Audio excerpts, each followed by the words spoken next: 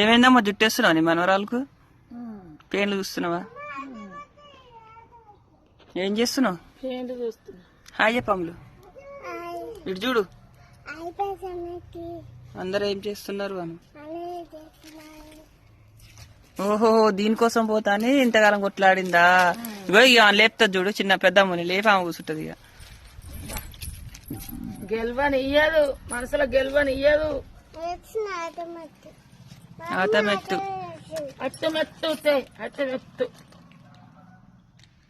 అమ్మలకైతే పుండైంది అనమాట, అందుకే పోయి తెచ్చుకుంటుంది.